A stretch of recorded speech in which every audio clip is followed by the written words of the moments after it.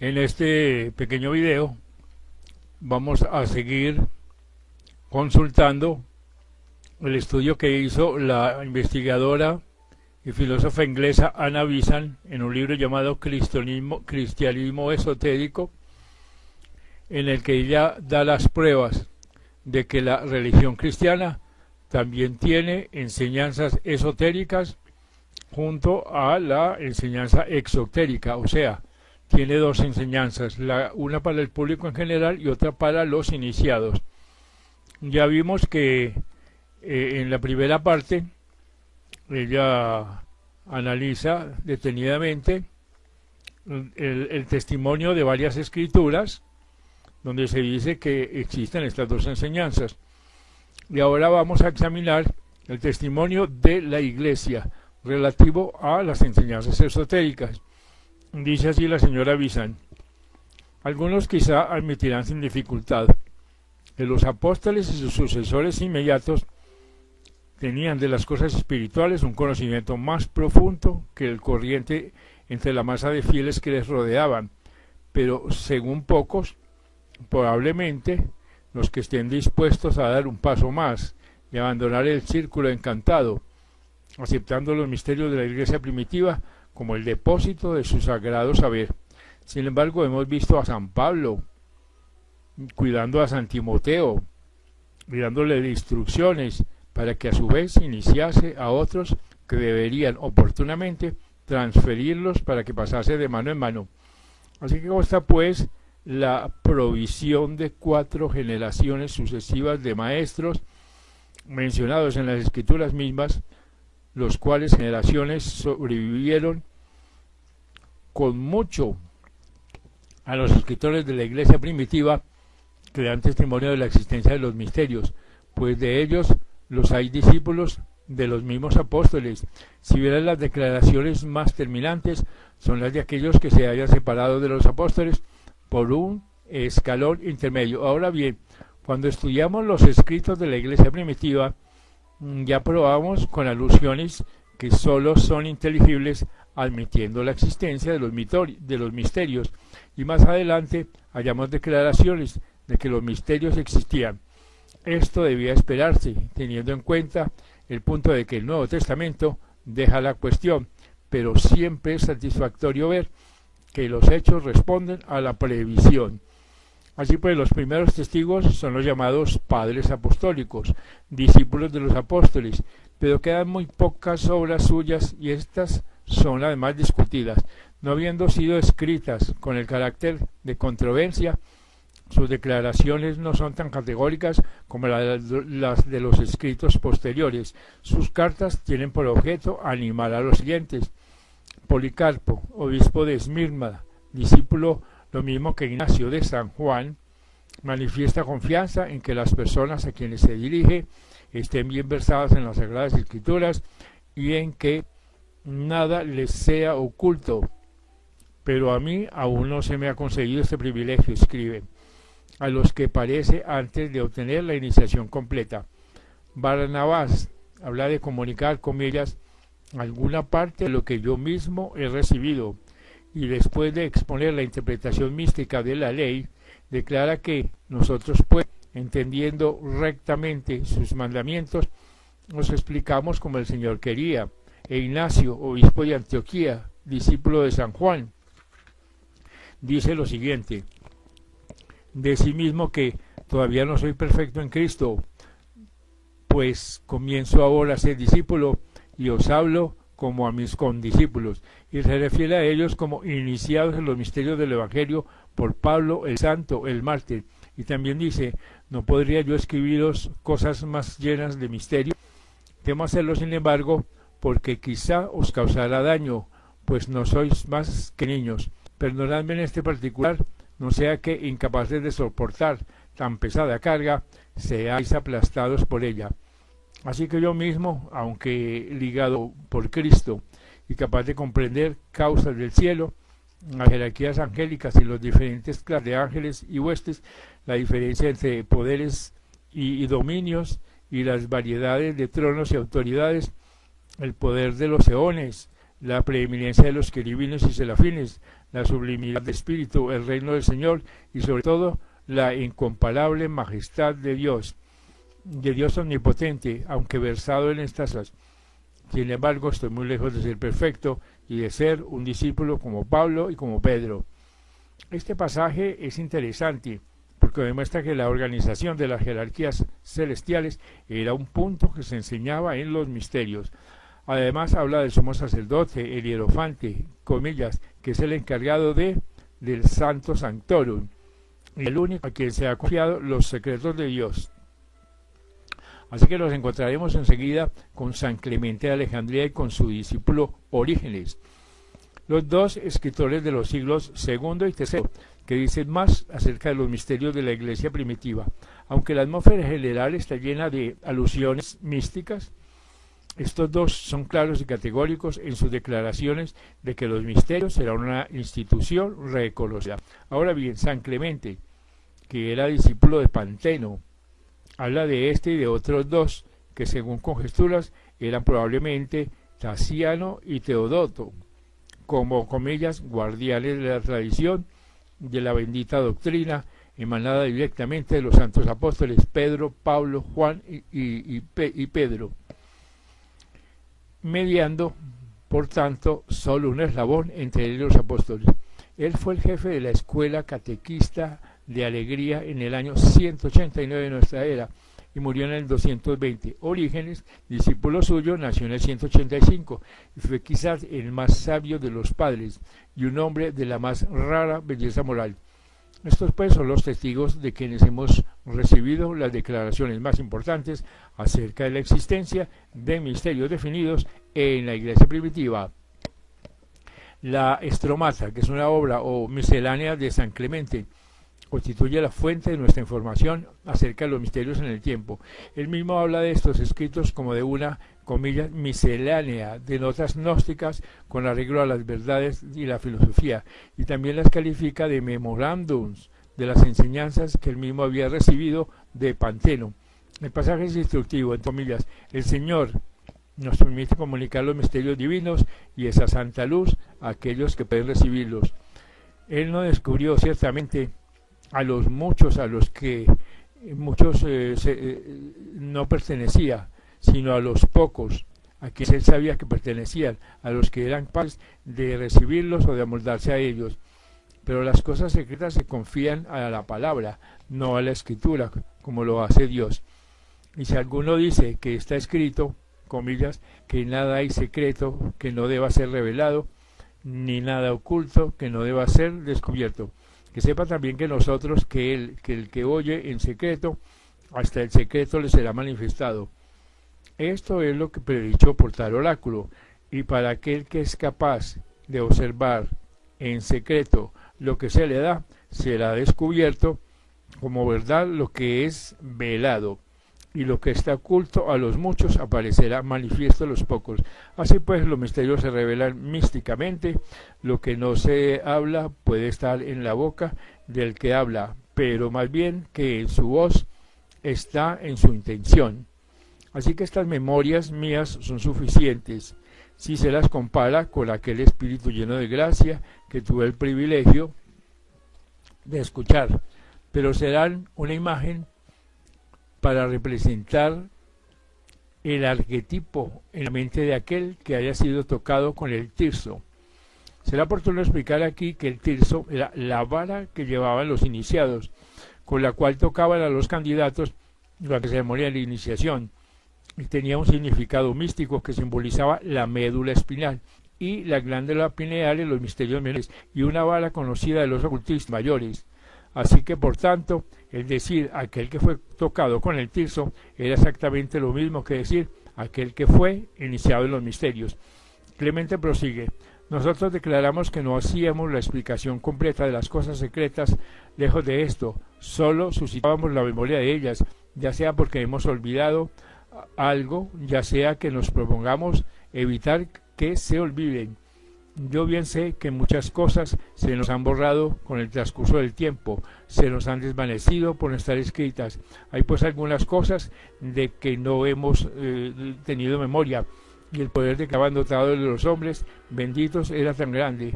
Este es un caso frecuente entre aquellos que son enseñados por los grandes seres, porque su presencia estimula y pone en actividad poderes que están normalmente latentes, que el discípulo no puede despertar si no es ayudado. Comillas, hay también algunas cosas que desatendidas largo tiempo, al fin se han desvanecido, otras se borran desapareciendo por completo de la mente, por no ser tarea fácil para los inexpertos en retenerlas. Estas las hago revivir en mis comentarios.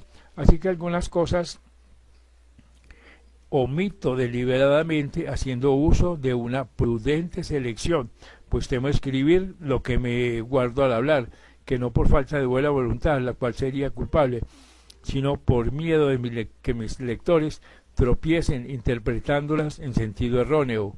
Esto equivaldría, como dice el proverbio, a entregar una espada a un niño. Es pues imposible que lo escrito deje de llegar a manos de alguien, aunque yo no lo publique.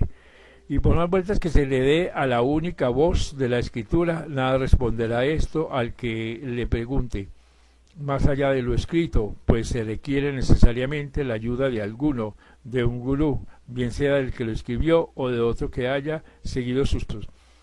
Algunas cosas apuntará mi tratado, en otras se extenderá. Y añade, otras apenas serán mencionadas, así que hablaré imperceptiblemente y mostraré en secreto y demostrará en silencio. Este pasaje solo basta para probar la existencia de una enseñanza secreta en la iglesia primitiva, pero no es el único que encontramos. En el capítulo 12 de este mismo libro primero, titulado Los misterios de la fe no son para todos, Clemente declara que pues otros, además de los sabios, pueden leer su obra, comillas, es forzoso encerrar en su misterio la sabiduría hablada que enseñó el Hijo de Dios. Se requería pues lengua purificada en el que hablaba, oídos purificados en el que oía. Tales eran los obstáculos en el camino de mi escrito, y aún ahora temo, como vulgarmente se dice, echar margaritas a los puercos para que las pisoteen y se vuelvan contra nosotros y nos destruyan. Porque es difícil poseer de manifiesto palabras realmente puras y transparentes, que se refieren a la verdad de la luz, a oyentes groseros y sin intuición. Apenas podía encontrarse cosa más risible que esta para las muchedumbres, así como por el contrario, nada más admirable e inspirador para las naturalezas nobles. Así que los sabios no profieren con su boca lo que razonan en consejo. Los que recibáis al oído, dijo el Señor, proclamadlo en las casas, ordenando así adquirir las tradiciones secretas del verdadero conocimiento, explicarlas clara y terminantemente conforme se las reciba al oído, transmitirlas a quienes es debido. Mas no os ordena comunicar a todos sin distingos, al sentido que se le dice en parábolas. Por lo tanto, solo consigo en las memorias un bosquejo que contiene la verdad muy esparcida, para que pueda escapar a la penetración de aquellos que recogen las semillas como los granos, mas si tropiezan con un buen cultivador, cada una de ellas germinará y producirá grano. Clemente pudo haber añadido que proclamar en las casas significaba proclamar o explicar en la asamblea de los perfectos, de los iniciados, y en modo alguno predicar en alta voz a la multitud en las calles. En otra parte, dice que, comillas, todavía son ciegos y mudos y no tienen entendimiento ni la visión penetrante y serena del alma contemplativa. Deben permanecer fuera del coro divino, para lo cual, conforme al método de ocultación, la palabra realmente sagrada y divina, la más necesaria para nosotros, guardada en la urna de la verdad, se señalaba que los egipcios, en lo que a ellos llamaban la alta, y por los hebreos en el velo, solo a los consagrados se les permitía entrar allí. Platón también considera ilícito que, entre comillas, los impuros tocasen lo puro. De aquí que las profecías de oráculos se expongan en enigmas y que los misterios no sean manifestados libremente a todos sin distinción, sino solo después de ciertas purificaciones e instrucciones privadas. Después discurre largamente sobre los símbolos, explicando los pitagóricos, los egipcios, y luego observa que el hombre ignorante y sin instrucción no los comprende. Pero, entre comillas, agrega, pero los gnósticos los entienden, por tanto, no conviene que todas las cosas sean expuestas sin discreción a todos indistintamente, ni que los beneficios de la sabiduría sean comunicados a los que ni aun en sueños han sido purificados en el alma, pues no es permitido transmitir al primero que llega lo que se ha adquirido con tan penoso esfuerzo, ni son los misterios de la palabra para ser entregados a los profanos. Así que los pitagóricos y Platón, Zenón y Aristóteles tenían enseñanzas esotéricas y exotéricas. Los filósofos establecieron los misterios, pues, comillas, no eran más beneficioso para la santa y bendita contemplación de las verdades el que permanecieran ocultas. Los apóstoles también probaban, comillas, el que no se velasen los misterios de la fe, pues hay una instrucción para los perfectos, aludida en la epístola de los Colosenses. Así pues, de una parte están los misterios que permanecieron ocultos hasta el tiempo de los apóstoles y que fueron transmitidos por ellas conforme los recibieron del Señor, los cuales velados en el Antiguo Testamento fueron manifestados en los santos. Y de otra parte están las riquezas de la gloria del misterio en los gentiles, comillas, que es fe y esperanza en Cristo, a lo que él llamó en otro lugar el, entre comillas, el cimiento. Y cita a San Pablo para demostrar que este conocimiento no pertenece a todos, y dice, refiriéndose a la epístola de los Hebreos 5 y 6, que, comillas, había ciertamente entre los hebreos algunas cosas reveladas que no estaban escritas, y luego se refiere a San Barnabás, que dice Dios, que ha puesto en nuestros corazones la sabiduría y el entendimiento de sus secretos. Añade que a pocos es dado el comprender estas cosas, y mostrando así un, entre comillas, rasgo de tradición gnóstica, por lo que los instructores que revelan las cosas ocultas es llamado iluminación, pues solamente el maestro levanta la tapa del arca. Más adelante, refiriéndose a San Pablo, comenta su indicación a los romanos y de que él llevará con abundancia la tradición de Cristo, y añade que así designa él el don espiritual y la interpretación gnóstica, que entre tanto desea participarles de palabra como la plenitud de Cristo según la revelación del misterio, sellado desde tiempos eternos y ahora manifestado por las escrituras proféticas. Pero solo a pocos de ellos es mostrado lo que son esas cosas contenidas en los misterios. Con razón, pues, dice Platón en sus epístolas, tratando de Dios, nosotros estamos obligados a hablar un enigma, a fin de que si la tableta viene a caer por cualquier accidente marítimo o terrestre en poder de alguno, permanece ignorante de lo que se lea en ella.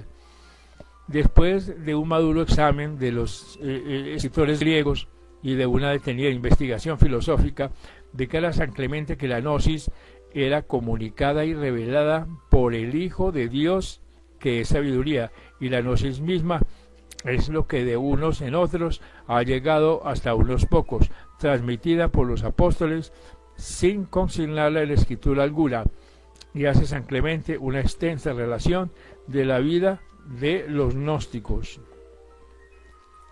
del iniciado, y termina diciendo, basta lo dicho para los que tienen oídos, pues no es necesario descubrir el misterio, sino solo indicar lo suficiente para que lo perciban aquellos que participan del conocimiento. Y añade la señora Visa, considerando San Clemente la escritura formada de alegorías y de símbolos, para que permanezca oculto su sentido, a fin de estimular la opción y observar el ignorante del peligro, limita la instrucción superior a los sabios, como era natural. Nuestros gnósticos han de ser profundamente instruidos, dice. Ahora bien, los gnósticos deben ser eruditos. Los que habían adquirido actitud por una educación previa podían penetrar el conocimiento más profundo, pues aunque, comillas, un hombre no puede ser creyente sin instrucción, así también afirmamos que es imposible que un hombre con instrucción pueda comprender las cosas que se declaran en la fe. Algunos que se consideran naturalmente dotados no quieren aprender la filosofía ni la lógica, y aún más ni siquiera la ciencia natural, piden solamente la fe desnuda. Así también llamo verdaderamente instruido aquel que todo lo somete a la pila del toque de la verdad, de suerte que extrayendo lo que hay de utilizable en la geometría, en la música, en la gramática, en la misma filosofía, pone su fe a cubierto de todo género de asaltos. Y pregunta, ¿cuán necesario es para él, el que desea participar del poder de Dios, tratar los asuntos intelectuales filosóficamente? El gnóstico se aprovecha de las ramas del saber como ejercicios auxiliares preparatorios. Tan lejos estaba San Clemente de pensar que la enseñanza del cristianismo podía ajustarse a la ignorancia de las gentes que carecían de instrucción. El que está versado en todo linaje de sabiduría será preeminentemente un gnóstico.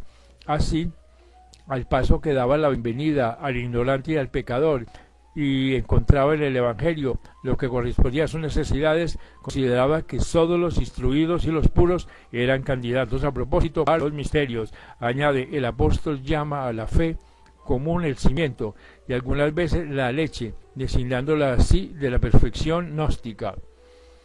Sobre este cimiento debía construirse el edificio de la gnosis, y el alimento de los niños debía sustituir el de los hombres. No había dureza ni desprecio alguno en la distinción que hacía, solo el reconocimiento sabio y reposado de los hechos. Aún el candidato bien preparado, el discípulo instruido y educado, podía únicamente alimentar esperanzas de avanzar paso a paso las profundas verdades reveladas en los misterios. Esto aparece claramente en los comentarios sobre la visión de Hermes, en los cuales hace asimismo algunas alusiones sobre los métodos para leer las cosas ocultas. Y pregunta, ¿no leyó también el poder que apareció a Hermes en la visión, en la forma de la Iglesia, el libro que ella desecha hasta conocer a los elegidos para que los transcribiese? Y según él dice, la transcribió a la letra, sin encontrar el mundo de completar las sílabas, lo que significaba que la escritura es clara para todos, leída en un sentido vulgar, pero está en la fe que ocupa el lugar de los rudimentos. Y aquí también emplea la expresión figurada, entre comillas, leyendo conforme a la letra. Así que al caso que, según sabemos, la declaración gnóstica de las escrituras, cuando la fe ha alcanzado una posición avanzada, se halla en la lectura con arreglo a las sílabas. Ahora bien, que Salvador enseñó a los apóstoles la interpretación oral de lo escrito, o sea, las escrituras, también se nos ha transmitido por el poder de Dios en corazones nuevos conforme a la renovación del libro.